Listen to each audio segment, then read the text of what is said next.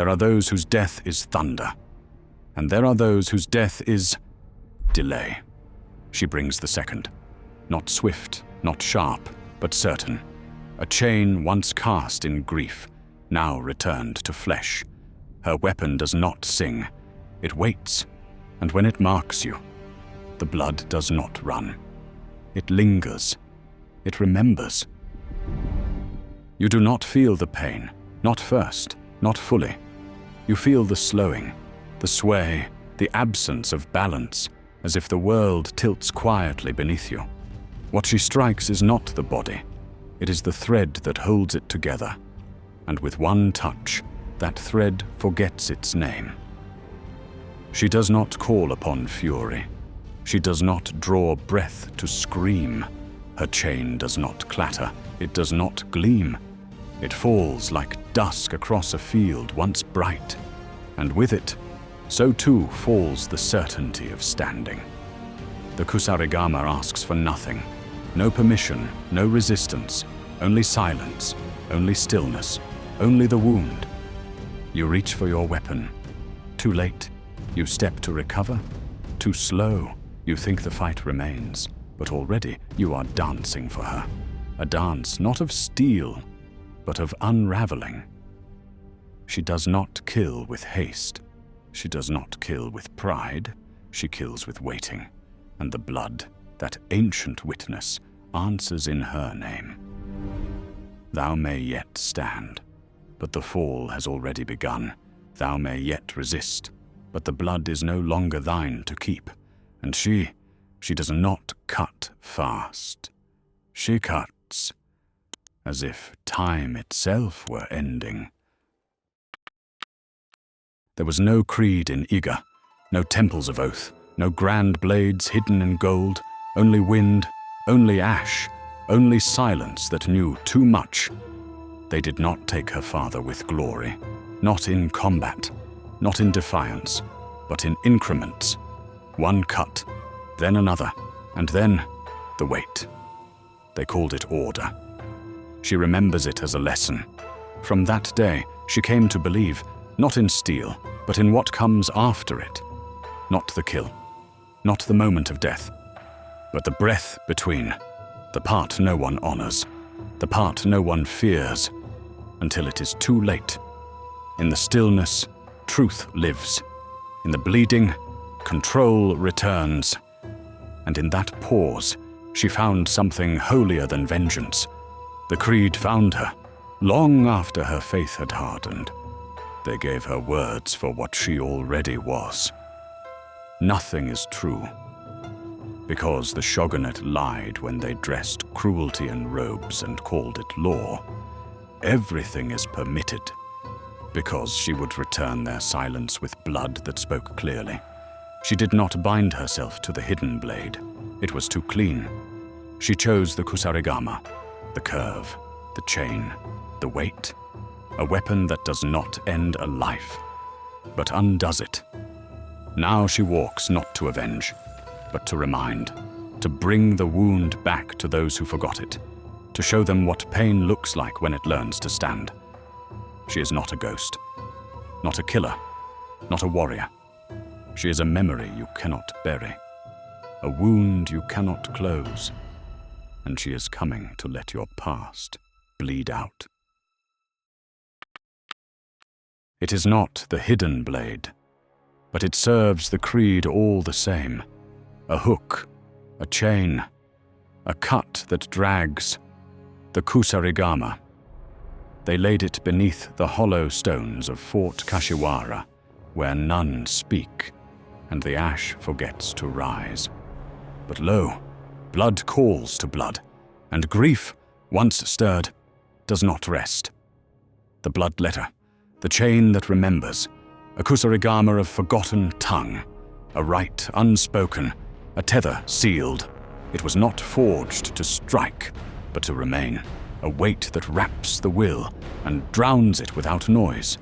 The chain was wrought not for balance, but for burden, to pull the flesh back into the wound it once denied. One mark, one pull, and the affliction awakens anew, not for death, but for confession. She does not strike once. She never intended to. The first cut begins the rot, unseen, unhurried, already spreading. But that is only the opening. Her second engraving was chosen with purpose, to punish the already bleeding. It waits for the wound to open, then turns every follow-up into a final answer. It is not overkill. It is certainty. Mark well its shape, not of elegance, but of exile. The blade, etched with decay, curves like a forgotten oath. Its edge, chipped by rituals that never truly ended. Skulls peer from beneath the steel, their eyes alight with green flame. Not warning, not mercy, just memory. The grip, wrapped in aged leather, tight as a curse bound by hand. The chain drips silence, each link heavier than the last. And when it moves, some say the sound changes.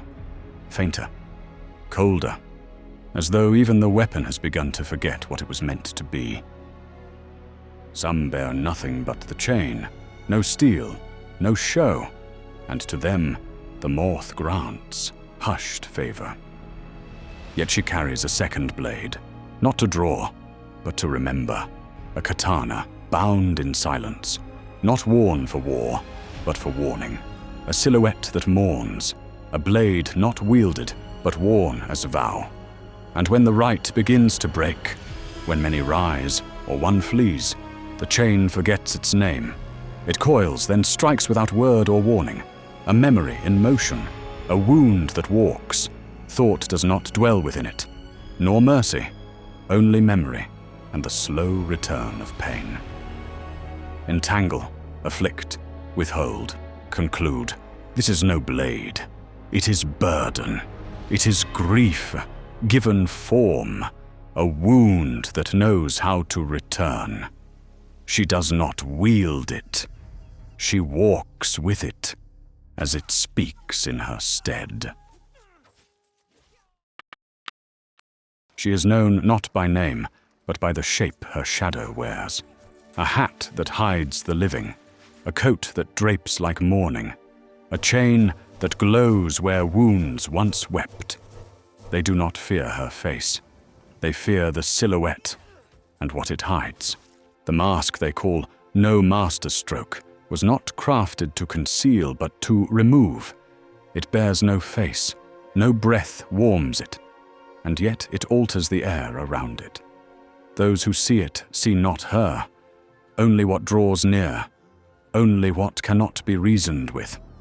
And when blood answers her call, she does not. She moves, but not like the living. At her side, fastened low, hangs a thing once alive. A tooth, curved, scorched, and warm still, as though it remembers the mouth that bore it. The dragon tooth. Its origin is no longer spoken, nor why it stirs when flesh falls. It makes no noise. But when the first life ends, it leans forward, not in hunger, but recognition. Her robe, also called masterstroke. Though what was mastered has long since rotted into ritual. It does not shine. It does not guard. It does not belong to this world. It folds without weight, drags without sound. But when she walks, the wound she gives does not rest in the body. One dies. Another forgets why they lived. And the chain continues, unquestioned, unchallenged, unending. For in her silence, she does not choose more blood. She chooses what follows it, what binds one death to the next. And so, into the folds of her garb, she weaves a memory made tactical, a weight selected, not for glory, but for continuation. A kill that breathes life, a wound that breaks balance, a ration drawn when all aid is lost, a rush that steadies the failing body, a strike that punishes those already claimed. These are not blessings. They are answers to questions the chain never stopped asking. From the hush of cloth-brushing reed to the blade she never draws, to the mask no one forgets. She wears no armor to stop what's coming. She wears what helps her survive it. Every thread is chosen. Every piece is earned. By the time they feel it, the rite is already done. Not all strength is taken by force. Some is kept quietly, pressed into posture, braided into breath, taught by failure, and remembered only by the body. What she carries now are not skills. They are scars shaped into forms. The chain was the first to answer, not with sound, but with tether. A Kusarigama drawn not to strike, but to remind. She does not lash, she recites. Entanglement is no ability. It is a sentence, and once read aloud, it cannot be unheard. Feral bursts follow, not to overwhelm, but to reveal. The final strike is not finishing, it is unmaking. But she is not blade alone. She is Shinobi, and a Shinobi is not taught. They are tempered. Vaults are not flourishes. They are rejections of symmetry, a refusal to meet the world on its terms. When others descend, she interrupts, not to land hard, but to remind the ground it does not own her. Her tools are not clever. They are confessions, sealed in iron, returned by need. A kunai is not thrown. It is let go, a sharp apology. Smoke does not hide her. It separates her from causality. When it lifts, the damage has already spoken. These instruments do not forgive, but they return, because the rite is not yet complete.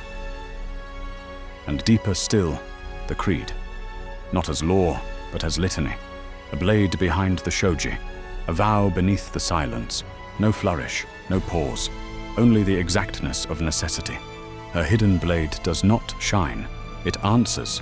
Finisher becomes omen, vulnerability becomes design, and the last breath is not hers, but theirs, carried forward into what comes next. We are the shadows that serve the light. She does not dispute it, but hers is not a guiding light. It is revelation, a flicker before the end. Not warm, not cruel, just undeniable. Her masteries are not to win. They are to endure, to deliver silence in the language of the wound. And when the blood speaks back, they do not hear her. They hear what she became to survive. There is no flourish when she kills, no spectacle, no triumph, only silence. And silence is the one thing that tells the truth. She walks like shadow, trained not to pass through light, but to extinguish it. Her chain does not sing, her mask does not reveal, her armor does not gleam, but they remember. Every piece of this build, every engraving, every tool, every strike was chosen for one reason: to end things, quietly, efficiently, permanently. Others chase style. She chases certainty. While they mix blades, she perfects one. While they build affliction slowly, she triggers it instantly. While they dodge and parry and posture, she already knows how the fight ends. This is not a build. This is a final form, a walking affliction, a whispered answer to a question only the dead remember asking. She doesn't play the game. She rewrites it, in blood. We are the shadows that serve the light. But sometimes, the light needs a storm. Naoe, the Bloodletter, built for control, for sustain, for collapse, wrapped in grace. A Kusarigama in hand, a creed in her breath, and a chain that remembers more than names.